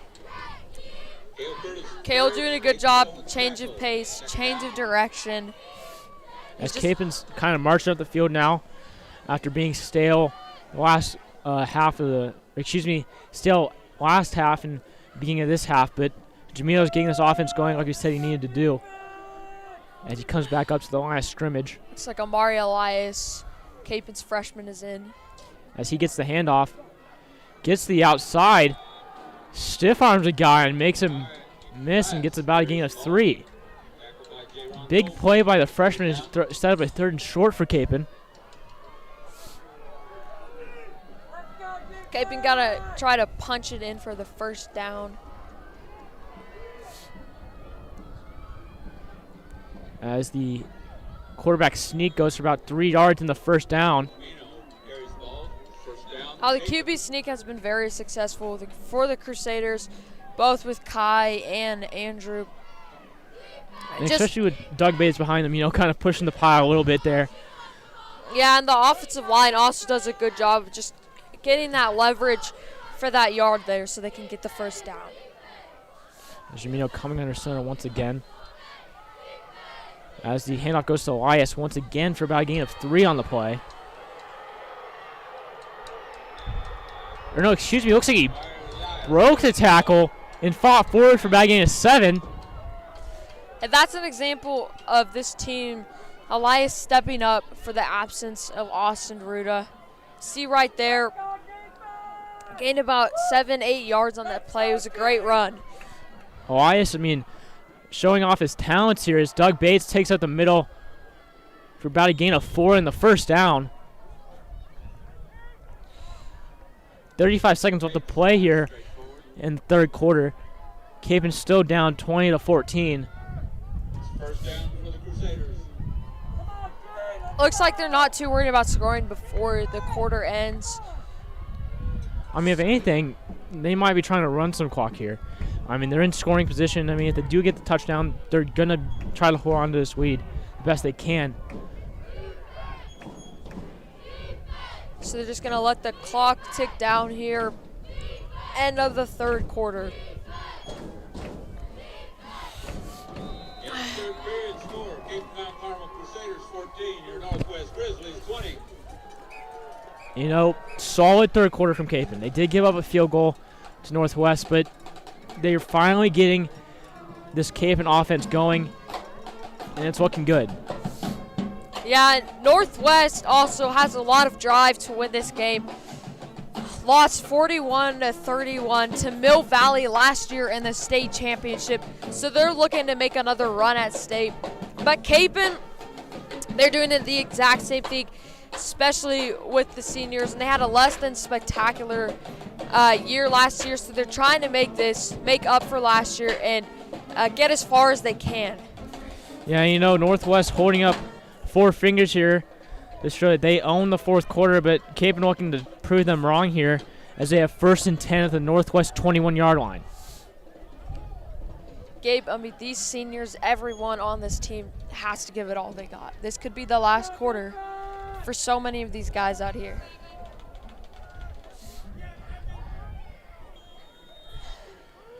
Jamino under center once again. Takes a snap. Fakes the handoff. Brought down in the backfield for about a loss of 1. Hit hard there, but gets up by himself. And looks to be hurrying up the offense. Awaiting Sharts for the call.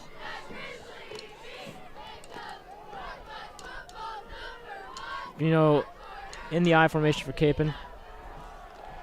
As a pass to Will Ancio. Ancio hit hard, but gets a gain of about 5 on the play. He was flipped there. I've never seen a 6'6" guy flip, but there it is. I mean, the defensive back was obviously smaller than him, so was able to chop at his legs, and Ancio just flipped over. But, you know, still good play by Will Ancio to get the 5-yard gain there, setting Capen up for a 3rd and 7, as they will take a timeout, their first of the half. And they'll have 2 remaining. This is a big play for Capen right here. Of course, they don't need to convert here. They still have 4th down, but they really are looking to get a touchdown here. With 11 minutes left to play, this is it. And if the least they could do is get a field goal, I mean, that'll be all right. But it would be good to score here. And then that sets the defense up for all they have to do is just contain Northwest offense. Yeah, you know, I wouldn't be surprised if Sharks doesn't go for the field goal and goes for a touchdown because, I mean, Capen did get their first field goal of the season blocked last week, and so they're 1 for 2 on the season. So, I mean, they might be just looking to take the chance with the touchdown rather than take the chance with the field goal. But we'll see what happens here. Yeah, this play is critical to see the turnout of the rest of the drive. As Capen going with 2 receivers out to his near sideline. Jameen in the gun formation with what looks like Elias on his side. Jamino rolling out to his near sideline. Looks for Elias, but thrown a little short. And now will bring up 4th and 7 for Crusaders. Excuse me, Tiger Jones intended on that pass.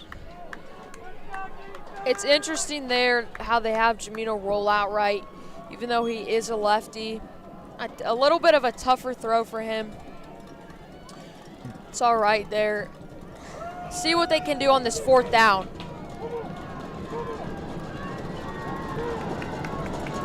As Jamil takes a snap, drops back,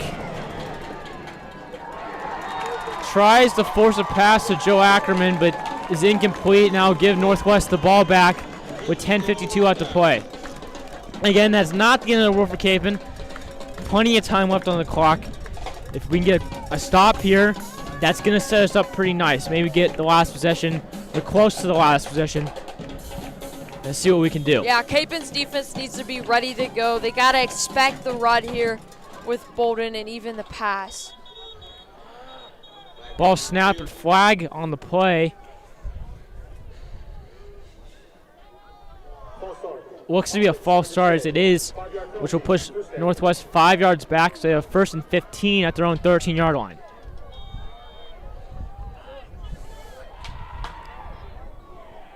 Good start for Capon's defense. As the toss play to Bolton goes for about 2 yards. Excuse me. A gain of 8 on the play as Northwest will have a 2nd and 7.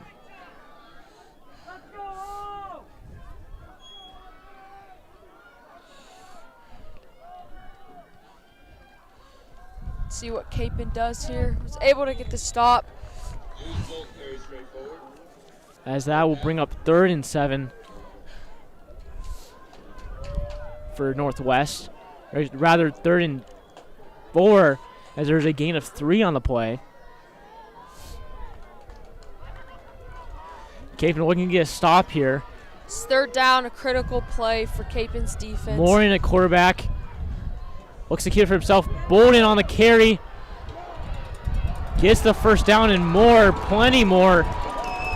As Capon's finally able to push him out of bounds around the Capon 45-yard line. Wasn't what Capon's defense was looking for, but we knew Northwest was bound to have a play like that happen. So hopefully, as Northwest... False start, it looks like, once again. Excuse me, Capon's going to take a timeout here to regroup.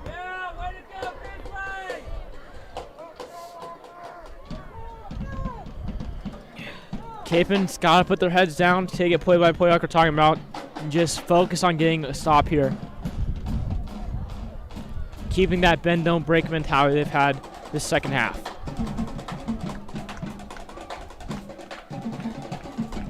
Yeah, Capon, they really need to step it up here. It's important for them to get it going. And the defense really wins the game here, Gabe. Yeah. You know, the saying defense wins championships is very evident in this game as there's been a defensive slugfest here tonight. And it really is hard to contain Northwest's running threat. They have multiple running plays. So it's hard for Capon's defense to adjust. As Bolden breaks free. Will Doolittle able to grab onto his jersey, however. Or excuse me, that was George Trollia able to grab onto his jersey and eventually bring him down at the 33-yard line of Capon for 1st and 10. The Grizzlies are lining up. Moore in at quarterback once again. Takes a snap. Hand off to Simmons. Or excuse me, Phillips on the carry. That was crucial for George there to stop Bolden. If he didn't get a hold of him, he would have been gone, and that touchdown would not have been good for Capon. 2nd and 7 now for the Grizzlies. As a pass goes to Moore, but is dropped, incomplete. This brings up 3rd and 7.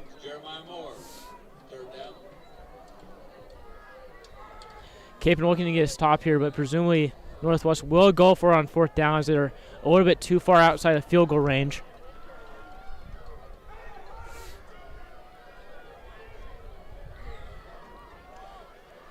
Capon's defense looking to stop them. Ross back in.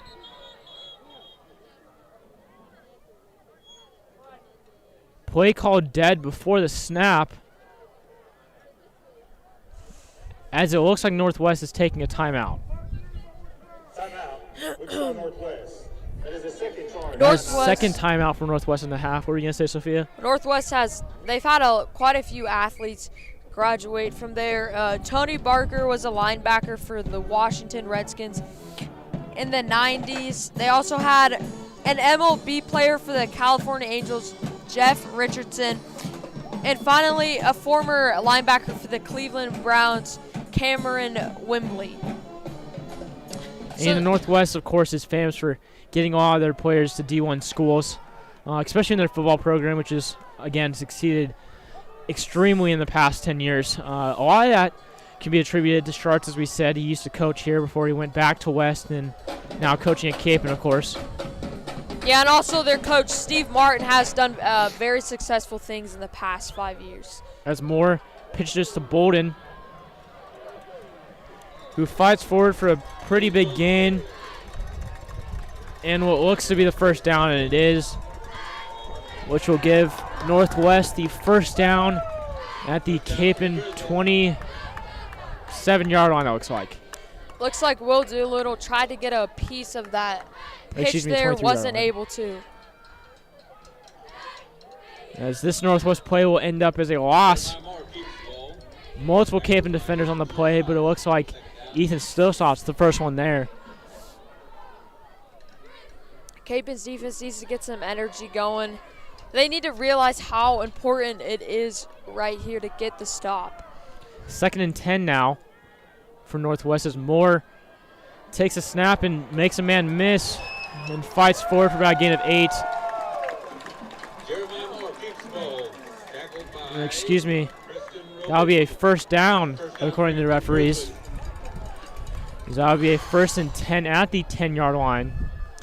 Moore did a good job of reading the defense, shooting the gap, and getting that first down. Or excuse me, that's going to be a 1st and goal now for the Grizzlies. Grizzlies once again trying to get the Capon defense to jump off sides. It's not successful. But Ross under center now. Takes a snap. Hands off to Phillips, who fights in the end zone for the touchdown. Not what Capon was looking for. Northwest presumably to go for the 2-point conversion here, as that will put them up by 2 touchdowns instead of a touchdown and a field goal. Or excuse me, touchdown and 2 field goals. As that is exactly what they look to be doing. Not looking good for Capon. They still have 7.5 minutes. Who knows what can happen. I mean, Capon scored in under 33 seconds last time with the half winding down against Goddard. But we'll see what they can do here. Yeah, I mean, this team, they've As done wonders. As a stop on the 2-point conversion would help significantly. As a shovel pass to Phillips does not go even back to the line of scrimmage, so the score will remain 26-10. Or excuse me, 26-14 rather. Which 12 points. I mean, it's better than 14. Yeah, so Capon down by 12 here. Gabe, who knows what can happen? Capon, I'm sure they're going to do everything they possibly can to try to come out on top. It's a tough road ahead with this 7.5 minutes left. But, I mean, they've done so many terrific things in the past, and it's very possible for Capon to be able, although it's very tough too. But here we go, Northwestern on kickoff. Capon, Cale Curtis, and Andrew Domino once again back for kickoffs.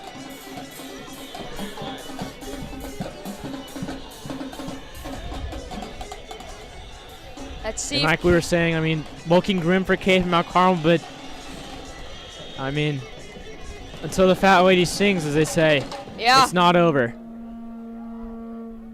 As Domino fields the ball around the 5-yard line, cuts back to the middle, makes a few men miss, and it's eventually brought down at about the 33-yard line of Capon for a 1st and 10. Capon looking to quickly score here. And then I'm assuming if they do score, maybe looking for an onside kick, Gabe. I mean, most likely will have to. It might not be necessary depending on how much they take here, or how much time they take here, but It's true. that might be the possibility as Jamino keeps for himself on the read option. Was brought down for about a loss of 3 on the play. I would assume eventually Sharks is going to throw in a pass play here. It's kind of critical to gain some more yardage. The run game has not been working too well during this half, so maybe Sharks will try to switch it up. As Jamino awaiting the call from Sharts.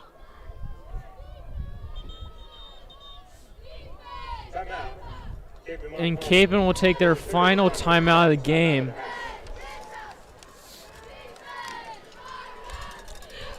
Capon not looking too good here, but score is only a 12-point deficit, 26-14, with 6:47 left to play. You know, I've seen bigger comebacks happen. 12-point swings, well, I mean, 12-point swings might be uncommon, but I mean, 14-point swings aren't that uncommon. Touchdown, onside kick, touchdown is unheard of. Yeah, it's possible, and Capon, they're going to do everything they can, especially these seniors. I mean, everyone hates losing. It sucks.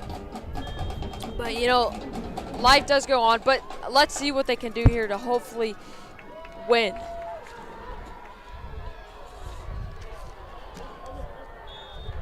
As this pass is long, intended for Tiger Jones, but that will bring up 3rd and 11 for the Crusaders. Looks like Tiger might have been tripped up a little bit there, but nothing called. 3rd down, this play is crucial. 6:42 left in the game.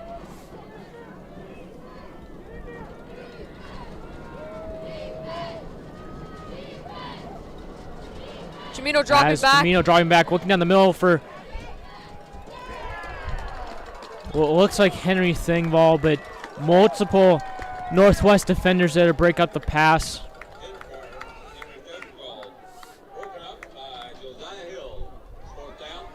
4th and 11 now for Capon. Looks like they are going to punt.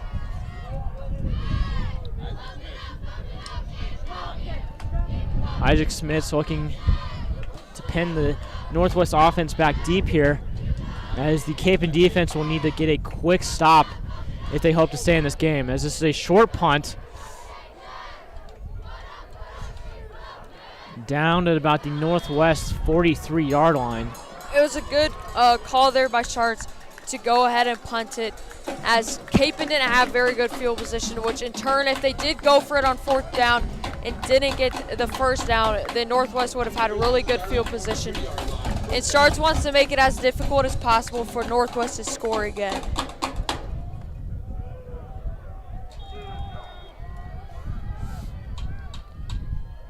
As Capon defense lining up here. Ross in the quarterback once again as the handoff goes to Bolden, who fights for about a gain of 7. It's going to be hard here because Northwest trying to milk the clock. It's just difficult for a defense to do that, especially with this 12-point deficit. Scratch gain of 7 as it'll be 2nd and 4 now for the Grizzlies.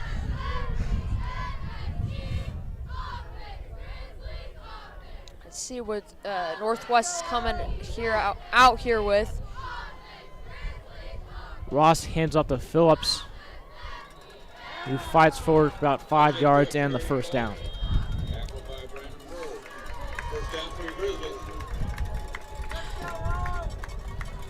About 5:30 left in the game. Capon's defense still trying to do everything they can to hopefully get the ball back. But it's gonna be tough, Gabe. Not looking too bright for the Crusaders. But I'm telling you, till the fat lady sings, I'm not I know. too worried. I'm not gonna call it. As Moore keeps for himself and is brought down around the 4 after about gain of 4, and there is a flag on the play after the play is called dead. So let's see what the call is by the referee.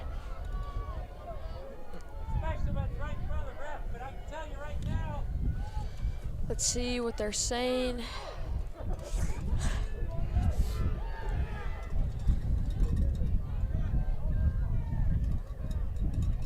waiting to see what the refs are discussing. Referee's discussing inside the Northwest huddle for some reason. But Holding. Offense number 16. 10-yard penalty. I don't think the Northwest offense liked their holding penalty that well. But Capen catches the break as Northwest have a 1st and 20. This might be where something big happens for the Capens defense. Hopefully it does. It's always hard on, 1st and 20. As they will be at their own 45-yard line now.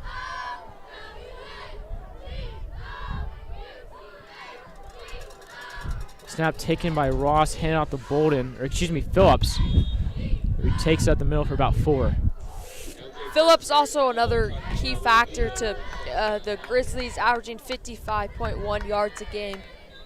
And Simmons is more of a dual threat running back. He's involved more in their passing game. As Capen has an injured player on the field.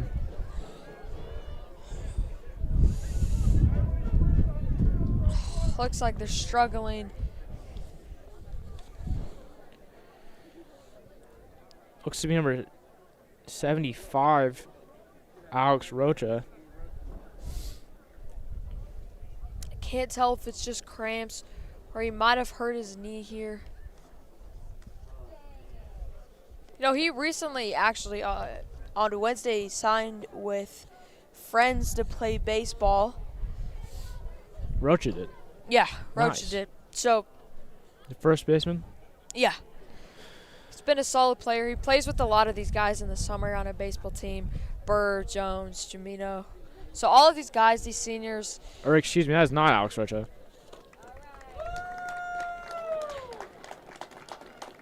Sam Nichols, I believe.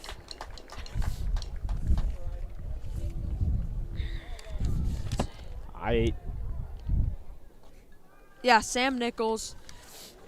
Senior there. Guess your roster had a few more players than mine did. Yeah, and look, he's also one of those guys that my dad, Coach Jamino, has coached so many of these guys since 4th grade. They started playing tackle football. And so their chemistry has been really good. 4:37 left in this game. Clock is ticking.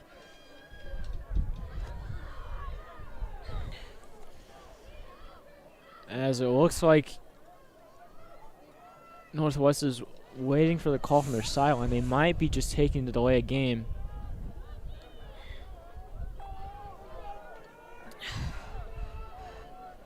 Or are See not what they're taking delay a going game here. as they quickly get to the line of scrimmage. Just kind of running down the clock there a bit. As Moore takes the snap once again, tosses it off to Bolden, who fights forward for a big gain for the Grizzlies, which sets the Grizzlies up for a 3rd and short.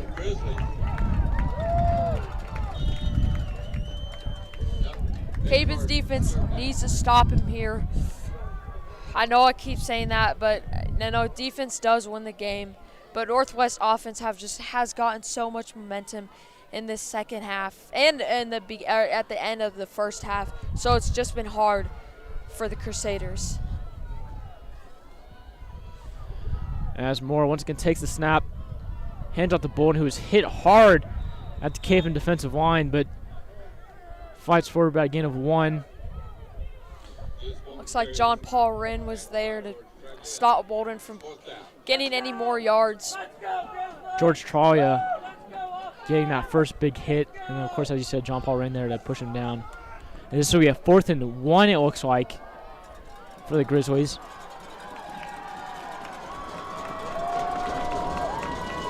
Grizzlies fans getting quite excited right now.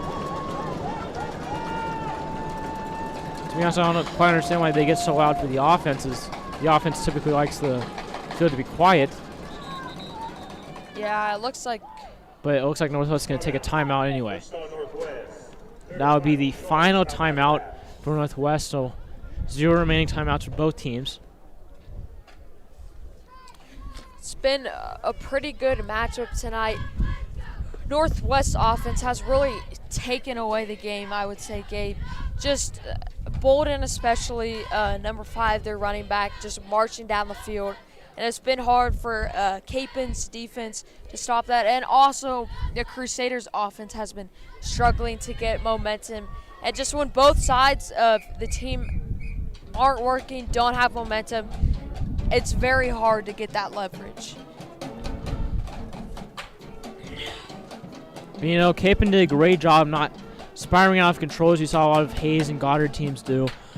Or a lot of teams such as Hayes and Goddard. As, I mean, 12-point deficit isn't horrible. I mean, technically, yeah, you could still come back and win. It'd be the most incredible thing I've seen on a football field, but we can still have it happen here tonight. And hopefully, Gabe, that would be absolutely amazing. And it will start with Capen's defense right here needing this stop. It's critical. As Moore now on for the 4th down.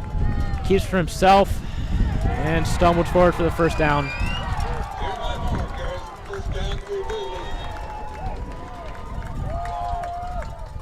With about 2:40 left to play in the game, Capen needs to get a stop here because if Northwest gets one more 1st down, I think that might just be the end of the game, as they will just kneel out the rest of the time. Yeah, and also they're wasting time waiting. And then they quickly get up, set at the line of scrimmage. See Morin as quarterback, Ross here on tight end on this near side. Moore hands off to Bolden, who's brought down after about a gain of 6.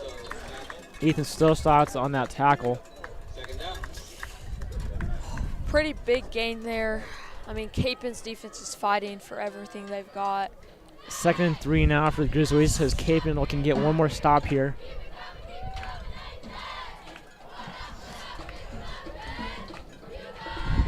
Still wasting down this clock.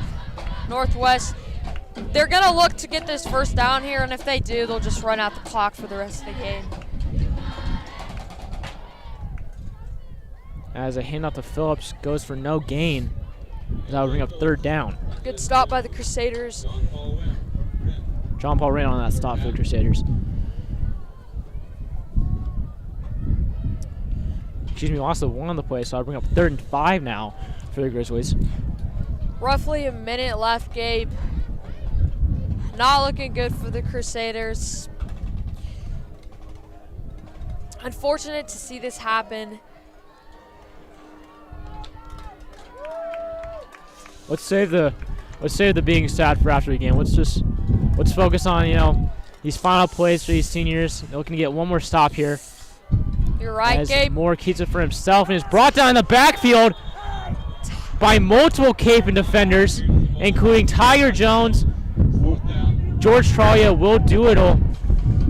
You're And right. it looks like maybe Gabe. a few more. It's 2 seniors right there, as we were talking about. Seniors trying to get it. I mean, looks like As that will be the end of the game, however, ending on a sweet play for the seniors, who are not leaving the field until the game is over. Of course, I mean, Capen, they fought really hard tonight, Gabe. And you know, Compared to last year, getting blown out by Northwest in the 1st round of the playoffs, they were regional champs. What a turnaround from last year's 2-7 season, or 2-6, and I mean, I'm just proud of the Crusaders. These seniors fought hard all year. Sharks leading this team. Just incredible. Yeah, and real fast, I just want to read off the seniors for Capen. Wide receiver Tiger Jones, number 1. Number 2, quarterback Andrew Jamino. Number 6, George Tralia, the outside linebacker. Fullback Doug Bates, and defensive lineman. Outside linebacker, running back Keenan Wynn. Tight end Joe Ackerman. The cornerback Cole Huff. Safety Ethan Stillsalt. The running back and sometimes linebacker Reese Eberhardt. Brandon Burr, the cornerback. Isaac Stevens, the cornerback. Cale Curtis, the running back and cornerback. Jackson Powers, the defensive lineman. Braxton Powers, the defensive lineman. Nick Sokol, the defensive lineman and offensive lineman. Cole McAuliffe, the offensive lineman. Now, Lance Deckinger, our athletic Noah Redcorn, Alex Rocha, the 2 offensive linemen. Northwest And Sam Nichols, another offensive line for Cape Mount Carmel. We just would like to thank our seniors for the season they gave us. Yeah. They fought hard. I mean, regional champs. Quite amazing. Got second at sectionals as we got another plaque. I mean, Gabe, I really just enjoyed watching this team grow, compete. It's been a great season. It's been fun announcing. Yeah, these guys didn't just grow as players, they also grew as men. I know Sharts, that was one of his big goals coming into the season, and I think he accomplished that. Caven, of course, improved dramatically from last season. Lost in the first round of Northwest. This year, we lost in the quarterfinals of state to Northwest, which is drastic improvement. But with that, that is the end of Caven's football season. Yep. Join us for basketball season starting December 4th, I believe, against Heights. I will be announcing that. I think Sophia will actually be playing Yeah, I will. on girls varsity, so look out for her. But with that, this has been the Cape Crusaders football season. I'm Gabe Bryanbach, Sophia Jamino signing off for one last time. out. Thank you, fans.